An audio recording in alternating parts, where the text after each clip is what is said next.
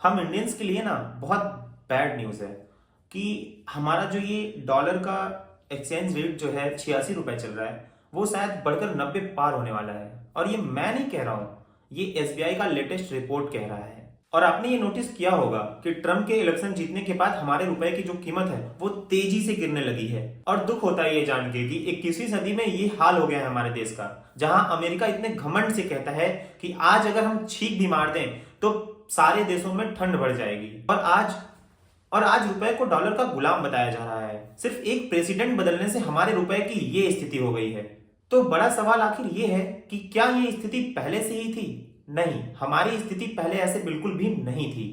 और आज से तो 2500 साल पहले ऐसा बिल्कुल भी नहीं था। हमारी हालत बिल्कुल भी ऐसे नहीं थी। 17 एडी की ये बात है, जहां पे रोमन ऑथर प्लाइनी ने अपने किताब में एक शिकायत जारी की। हमारे राज्य में भारत के बने कपड़े और मोती इतने ज्यादा पसंद आ गए हैं कि उनके चक्कर में हमारे राज्य का सारा सोना भारत के सरजमी पर चला जा रहा है। हमें लगभग 100 मिलियन डॉलर कॉइन्स हर साल भारत को देना होता है और कैसे भी करके हमें इसको रोकना पड़ेगा, नहीं तो हमारी हालत बिगड़ती जाएगी और भारत जो है एक सोने का देश बन जाएगा। और इसके करीब 1500 साल बाद एक फ्रेंच ट्रेवलर ने अपने किताब में ये लिखा है कि विश्व का सारा कीमती सोना और चांदी और सारे हीरे जवाहरात सारी दुनिया घूमकर आखिर में ये भारत के सरजमी पर आते हैं और वहां दफन हो जाते हैं। और सोचने वाली बात तो ये है कि आज 2025 में अमेरिका जितना आगे है उतना हमारा भारत 17 एडी में ही था।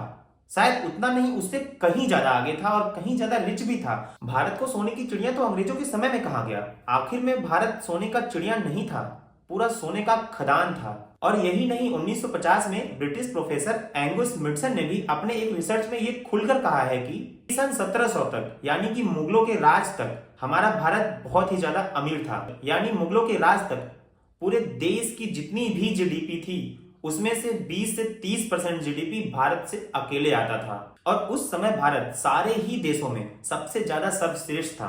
पर ये सुनकर बुरा लगता है कि आज 2025 में हमारे रुपए की जो हालत है वो पूरी तरीके से यूएस डॉलर पर डिपेंडेंट है। आज यूएस डॉलर का मार्केट जैसे भी अप डाउन होता है उसी तरीके से हमारा जो रुपया है वो नीचे और घटता बढ़ता है। जहां हमारा देश आज बुरी तरीके से बुरी स्थिति में जाते जा रहा है। और सबसे बुरी बात यह है, द वर्स्ट थिंग इज कि हमें पता भी नहीं कि ये हो क्यों रहा है। आखिर हमारा रुपया जो है वो गिरता क्यों जा रहा है और यूएस डॉलर बढ़ता क्यों जा रहा है। और सबसे बड़ी बात यह है, सोचने वाली बात है कि आजादी तक भी हमारे रुपए की जो कीमत है वो 1 रुपीज इज इक्वल टू $1 थी। तो ऐसा क्या हो गया, इन 70-75 सालों में कि हमारे रुपए की जो कीमत है वो आज इतना गिर चुका है। $1 इज इक्वल टू अभी शायद 86-87 रुपए हो चुके हैं। और गंभीर बात यह है कि लगभग 1600 साल तक हम पूरे विश्व के सबसे रिचेस्ट नेशन थे।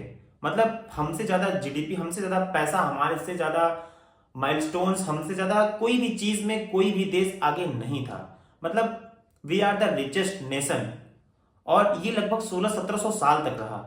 तो आखिर ऐसा क्या हुआ कि आजादी के 77 साल में ही हमारी ये हालत हो गई, हमारा रुपया इतना नीचे गिर गया और गिरता ही जा रहा है। और आज $1 इज इक्वल टू 90 रुपए होने को आ गया है। और वो दिन दूर नहीं कि जब ये 90 से 95 और 95 से 100 पार कर जाएगा। ये हमारा जो देश है अभी बहुत ही चीजों से घिरा हुआ है।